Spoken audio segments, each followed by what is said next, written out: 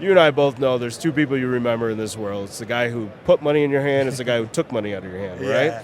So I was always a guy meeting up with farmers and taking their trash and handing them cash, right? Yeah. Chad had this brilliant billboard that he put up on the 101, and it said "Got Trim," and this is like when people were throwing it over the hillside because nobody wanted to deal with it. And so, you know, one man's trash is another man's treasure. that's how we rolled, man. Hey yo, we put free money where the mic is. He got it on lock like Rikers. Green Rebates get you paid, so a lot of people like us. Money Talks Podcast, watch it on all your devices. Woo! Welcome back to the Money Talks Podcast. I am sitting down with Johnny. How are you doing, Johnny? Good, man. How are you? Tell me about what brings you to Lucky Leaf in Minneapolis. You know, I got to tell you, my good friends here at Green Rebates, you know, they helped me out so much in my kind of cannabis journey that, you know, when he called me and said, hey, I'm in your hometown, can you come speak on a podcast that I have in my booth? I said, absolutely. Why wouldn't I? Well, we appreciate you. When did you start working with Green Rebates, and what was that process like? So I started working with Green Rebates, I would say maybe in 2022, something like that. You know, I had previously been in the California industry, since 2013, 2014, something like that. And, you know, I tried over and over to do these, you know, I always call them schemes, these, you know, rebate schemes. And, you know, the last pitch finally got me to sign again. You know, I'd previously signed with a different company, went through 2 years of just paperwork, back and forth, a lot of questions, a lot of like review your bills and all this stuff. And I didn't get anything out of it. And I told myself I'm not wasting my time ever doing that again. You know, Dylan Collins, the owner here, he came up to me honestly, it was at a trade show. And then they followed up with me. You know, the communication was really important because a lot of people will start the conversation, but they won't follow up and, you know, just kind of fades and fades and fades. But they were very persistent on it. I said, you know what, I'll give them a shot. They at least tried again and again and again. You know, went through the process. They gave me some huge number, and I was like, there's no way this is going to work. There's just no way. What was the number they gave you? Man, it was a big number. It was 7 figures. And I said, you know what, this is worth, we'll call it the time at this point. So obviously I had multiple facilities, multiple properties. I had a lot going on where I was purchasing distressed cannabis assets in the Oregon market. And then, you know, my goal is to retrofit them to be with what we call new technology, new age, get them more efficient with, you know, just how they're producing power, how they're consuming power, and then more importantly, you know, getting rebates. And so I never was an LED light kind of savant or anything like that. You know, there was a lot of fears in the marketplace where a lot of people would say, oh, it doesn't produce the same quality, the terps aren't the same, and this and that. And, you know, am I going to say that that's necessarily, you know, true or false? I don't know. That's the debate of, you know, to somebody like Pepsi or Coca-Cola, right? I'm a Coca-Cola guy myself, but, you know. Especially McDonald's Coke, best Coke in the world. Just a nice fountain Coke. Anyway, so. But at the end of the day, you know, I took this, we'll call it the leap of faith with Green Rebates. They referred me an LED light manufacturer, and Light was the name. I did a little bit of research on them, did a little bit of reference checks within the industry, felt comfortable, took the plunge. You know, I did have to stroke the check and hope for the rebate, right? But I was luckily going into a situation where I was purchasing a distressed asset and already had HPS lights up. I was going to spend a certain amount of money to replace those lights anyways. It was right at the transition point where LED lights were, call it $600 to $700. Nowadays, I don't know what it is, and then LED lights at that time were like $250 to $300. Or I'm sorry, HPS lights were $250. So it wasn't the delta of $1,500 LED light versus a $300 HPS light. So it was, you know, I felt like the risk was worth the reward. The power savings, from a monthly standpoint, really wasn't what sold it for me. I was limited on my power that I could use, and that's what actually got me to do it. And then once that happened, the floodgates, you know, once I actually signed, it was a couple documents. But once I signed the second one, which is the one that actually says you're going to get the check, you don't know when you're going to get it, but you will get a check. That's when I was like, all right, this actually worked. So I started preliminarily kind of going through the process with 3 of my other sites, and Buying LEDs and really installing like them. seeing what the savings would be and what the rebate program looked like, what was eligible, what wasn't eligible. Went through it, felt comfortable to submit, and then obviously then the first check actually came back to me, and I was on cloud 9. I basically got a brand new facility with lights, D-hums. I was stoked, right? How much was the check?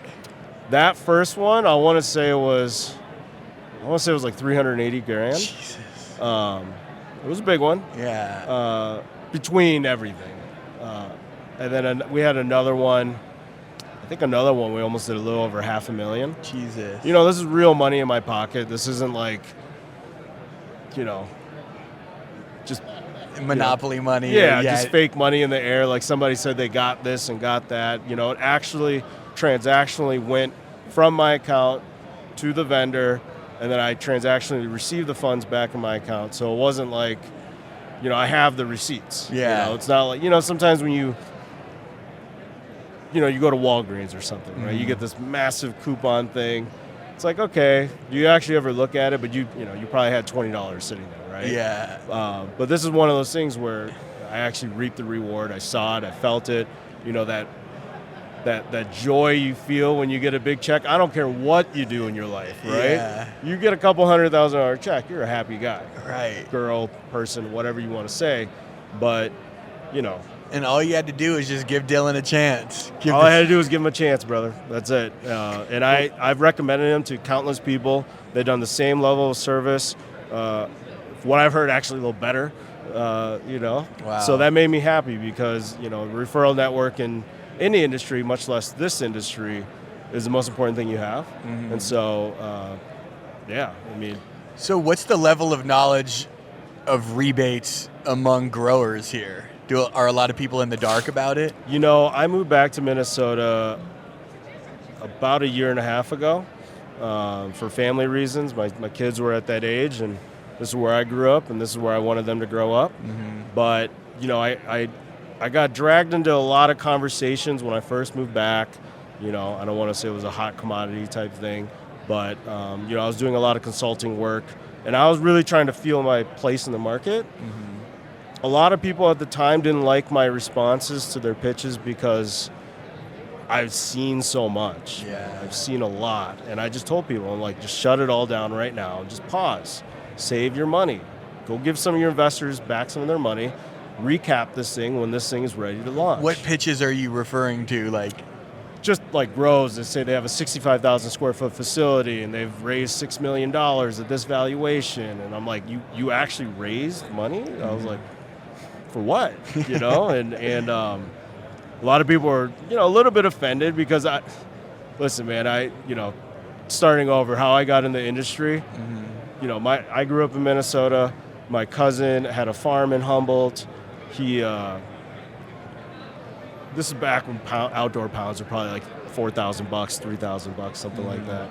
He was paying me $50 a pound to watch a trim scene. And I was literally like, what do you mean? I just sit here and count the pounds when they hand them in. And I was like, you're going to give me $50 a pound, right? Yeah. I was like, sure, I'll sit here and do this, right? Uh-huh. I think that first summer I worked for maybe 2 months. I think he paid me like $28,000. Jesus. And I was like, hold on, man. And I had a regular career and I was doing great in my life. And I was like, wait a minute, if you can pay me this much, I can figure out what you're doing, right? Yeah. And he was doing mostly outdoor. He had a little indoor. I kind of took some of my money. I went on a bunch of weed websites, what to do. This is right when double-ended lights were coming out. What year was this around? I think it was 2014 or 2015, something like that. It was right when the Gavitas came out, and they were the hottest things, dude, when they first came out, because everyone was going from the Magnum XLs or XXLs, whatever they were back then, or the wings. I forgot what the wings were called, but Yeah. you know which one I'm talking Yeah, about. that was like the turning point. Of That was the turning point of whatever this is today, right? Yeah.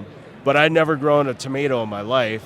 I went to House and Garden. I'll never forget it because it was the most expensive one. I was like, screw it, I'll just buy this system. You follow the little plan, and I hit like 2.6 a light on 25 lights.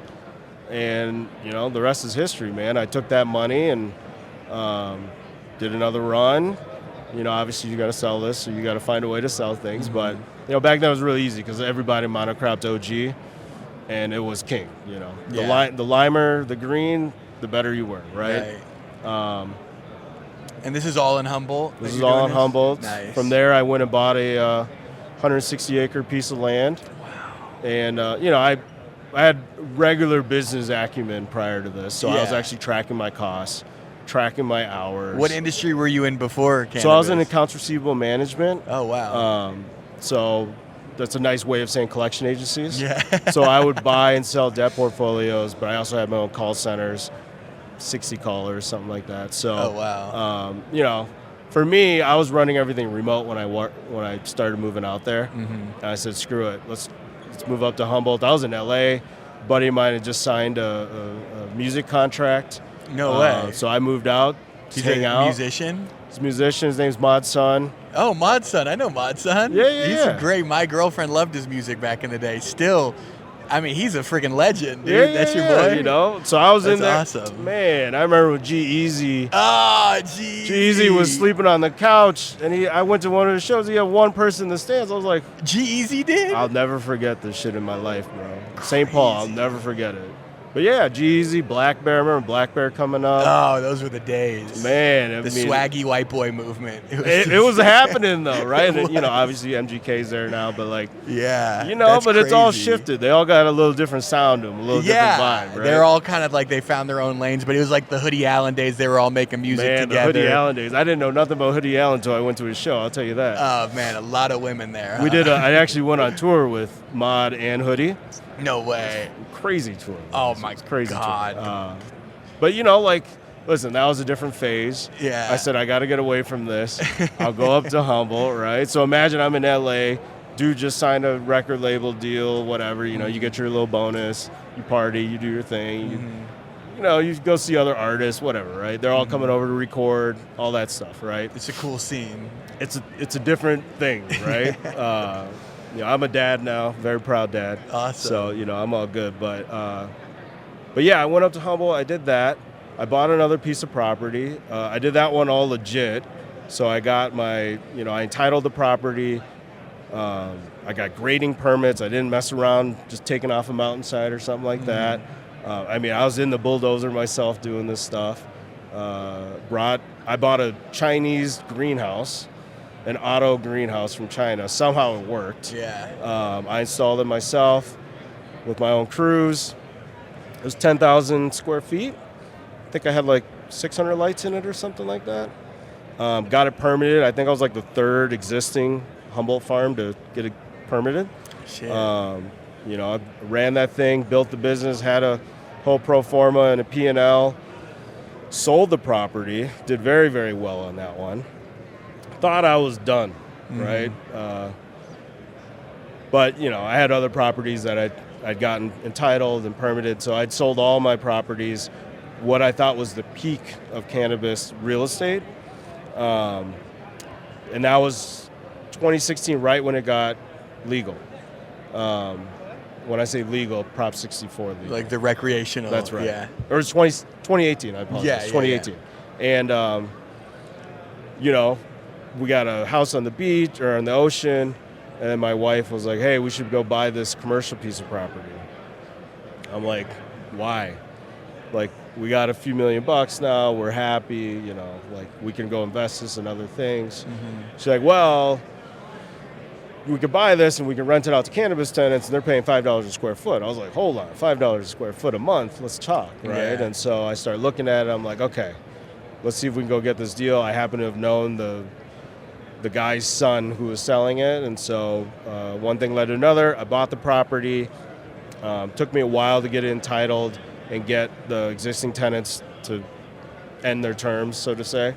But I did that, and then, man, I started interviewing a bunch of tenants. A lot of people are coming to me with a duffel bag saying, here's 2 years prepaid rent. No way. $5. I'm like, this is golden. This is beautiful, right? And another, the business side of my head clicked, and I said, well, what are you going to do if the price compression happens. What are you going to do for staffing? Do you have any HR? Because I didn't really want to be running a trap out of my legal, spot. Yeah. And I was just like, dude, I can't lease to you unless you can kind of withstand this, because I'm going to be evicting you 2 years from now, and I'm just not like a dirtbag.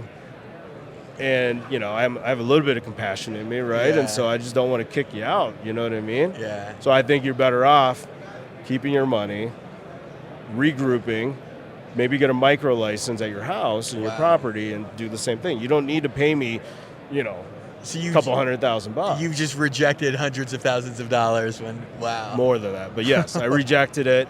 And like a dummy, I got back in the industry. So I started selling trim. Okay. So I got my own wholesale distribution contract, or distributor license. And I had already been selling to the Kivas, Loud Pack, Select, Heavy Hitters, you name it. Any big brand that was back then, I was selling trim to them. If it wasn't through me, it was through my affiliate partner, Chad. And, that guy, he was amazing for me, man. I mean, he's really who set me off in the industry, is because he had so many crazy relationships. But I was so good at sourcing, and you and I both know there's two people you remember in this world. It's the guy who put money in your hand. It's the guy who took money out of your hand, right? Yeah. So I was always a guy meeting up with farmers and taking their trash and handing them cash, right? Yeah. And so, Chad had this brilliant billboard that he put up on the 101, and it said "Got Trim," and this is like when people were throwing it over the hillside because nobody wanted to deal with it. And so, one man's trash is another man's treasure. that's how we rolled, man. So I was just taking Sprinter vans down to Oakland. I mean, I was going to Kiva quite a bit. I was selling to Kiva and Loud Pack quite a bit. Loud Pack had a big facility in Greenfield. Did that for like 6 months. Grew it from 0 to 18 mil of biz. Are you serious? It's a lot of trim, brother. Jeez, It's a lot of trim. How many grows were you hitting on a So week? we had, this is before there was a BCC phone list, right? This is literally like, you had to know somebody to get their number. But we had over 550 farmers in our network. Holy shit. We were doing it, right? Yeah. And it was really like that MedMen $2 billion valuation time had just happened. And it was like, man, what do I do? What do I do? I had an offer to merge with Kiva on a partnership deal. And I also had an offer to merge with Loud Pack on a partnership deal. Loud Pack had just raised 55 mil, and MedMen just did their deal, and Loud Pack just built their $80 million facility. I don't know if you've ever heard of that place. What's it called? Loud Pack. Yeah, I've In heard. Kingpen. Yeah. It was in Greenfield. Back then, it was the first largest manufacturing facility in the industry, to be honest. Notwithstanding Canada, but for sure in California, it was the biggest and the best, for sure. It was the first of its kind, probably still to this day. So I did a deal with them to basically merge with them. It was a cash and stock deal kind of thing. And then after that, I was asked very nicely to help reorganize their operations down there. I was like, guys, I'm just a guy in Humboldt. Yeah. You guys built an $80 million facility. You have this Kingpen brand that did $60 million on the street. Like, what do you mean? What do you need with me, right? Like, I thought I took a check and I'm just like hanging out, you know what I mean? And they made me an offer that I couldn't refuse, and I moved my family down to Monterey County. Nice. And, Beautiful place. It's beautiful, but listen, I hated it for a while I lived there because everything closes so early. Oh God. It's all just like stay-at-home wives. Yeah. Like the trophy wives, and then like the rich men. Have you seen the show Big Little Lies? That's on right. HBO? That's based in Monterey, right? So I lived in a house that was in the neighborhood of that house. Wow. Yeah, and that house is an Airbnb. Oh shit. But yeah, I would walk around the block and see the house every single day. Man. But I moved down there, relocated. It's an hour commute. 61 minutes there, 61 minutes back. To where is the facility? It was in a place called Greenfield. Oh, got it. So I was got on the it. coast. That was the deal I made with the wife. Pregnant wife, by the way, at that time. And, I had to go strip this facility down from it had an unfortunate fire that summer prior, and basically I had to strip the facility and kind of start over. Prior to me, they had only done about 13 million of revenue. They had a bunch of money. Well, I don't know what a bunch of money is, but they had money, and that's kind of what drew me to it. But I started over. I hate to say crayons and construction paper, but this is how you clock in, this is how you clock out. I had to rebuild like the culture of like what we're actually doing, because a lot of the stuff was just being done on a whim. We built systems, SOPs for everything, brought in warehouse management systems, ERPs, everything, reset everything. And, I caught myself interviewing and hiring Six Sigma lean manufacturing crazy operators to come help me and stuff, right? And I'm like, I can't believe I'm the guy doing this, but I learned a ton, right? I learned a ton. First year I was there, we increased the revenue up to 56 million, I think. Jesus. That's a lot of $3, $5 joints, right? Yeah. And, in cannabis, as opposed to most other industries, we had to be somehow vertical, whether we had to source the product or grow the product. But then, like, people underestimate what it takes to produce this amount of joints to this amount of joints to that amount of joints, right? And it's not just producing it, it's testing it, it's, QCing it, it's packaging it, and then you got to actually pick and pack it and stick it in a box and then get it from there in a van to whatever the dispensary is, and then you got to collect the cash from the dispensary. So there's a pretty long list of stuff, and you need a massive team to do it, and you can never do anything without your team, of course. But, we built that thing up. I resigned in 2021 after my 3-year vesting period was up. I resigned. They were in the middle of the merger talks with State House, which was Harborside. And I wasn't feeling the whole corporate thing. I could just see it, and I was like, man, it ain't happening right now. Yeah. How many it was kids like, had you had at the time? Was it just? I had 2 kids. Two kids. Time. Okay. Yeah. And it was just when I saw the other corporate teams, I was just like, listen, like, you guys are all obviously great companies in your own right. How we ran our companies, we were very, I don't want to say family, but like it was our team. You know what I mean? And everyone has a sense of like togetherness, right? Yeah. No matter what you're doing, whether it's sports, business, whatever. Your family is your tribe, right? And so it's interesting because when that all happened, I mean, I felt it, and I said, I don't ever want to be in the corporate world ever, right? And I mean, that's kind of what happened there. I kind of stopped. I resigned. They went on with their merger, and then I went up to Oregon. Ooh. So went up to was Oregon. 2021. You went up to 2020, end of 2021, I went up to Oregon. Got it. In 2022, I just started acquiring distressed assets up there, my own money, no investors, no nothing. Converted a lot of greenhouse facilities or any sort of buildings with power and concrete into indoor cultivations. Rented them out, stabilized those assets, and then tried to sell them. And so back here in Minnesota, and I'm not doing it anymore, but I still have one asset left out there. But otherwise, that's my story, how I'm in the cannabis world. Holy crap. Why do assets become distressed? Because listen, it's no different. Businesses lose their passion.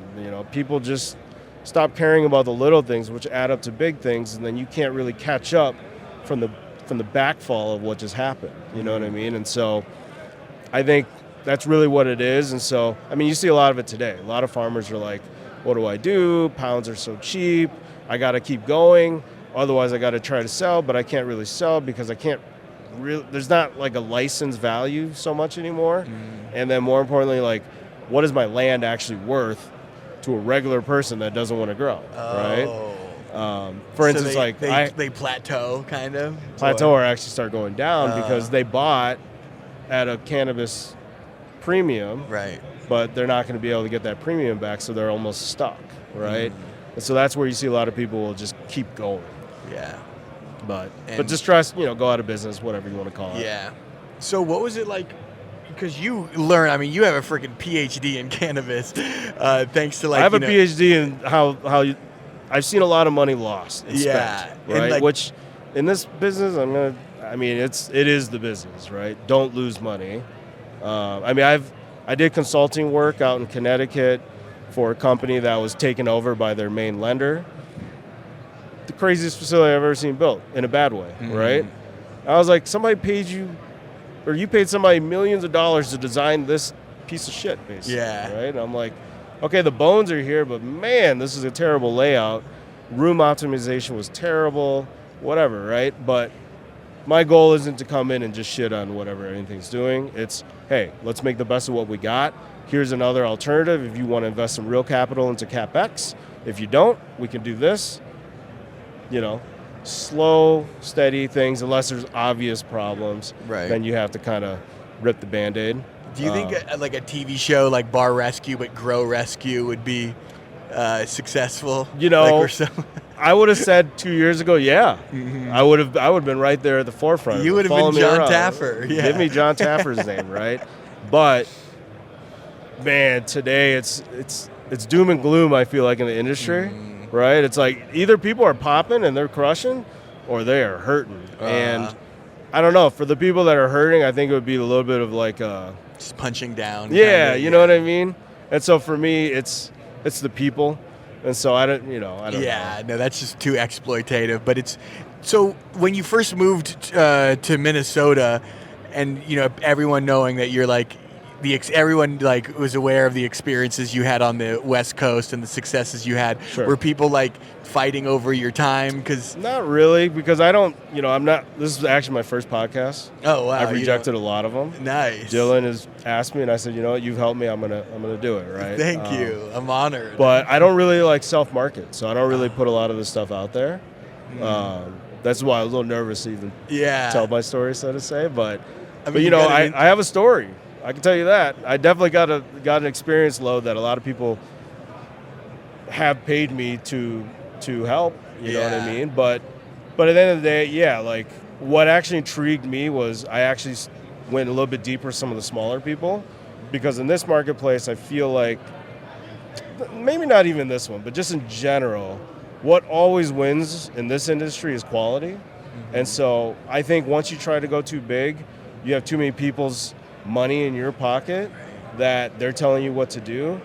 And like if you're small enough, call it 50 to 100 lights, you can still do really well, man. And I think if I could ever I don't want to ever redo anything, but if I were to ever advise somebody moving forward, it would be start small, keep doing what you're doing, don't look at what everyone else is doing, because that's what's going to mess you up as you start seeing this brand with this booth, with these models, and this Lambo, and this and that, and then you want to start growing. But the step fixed costs that are needed to be incurred to actually scale what you're doing, people don't understand what you have to do. Right. And then like to keep the quality you're saying to grow. That and like they don't understand that, going from 4 full-time employees to 40, that paycheck has to get paid every time. You lose your people, you've lost, right? And so like that payroll check has to come, the pressure to sell the weed, the pressure to maintain,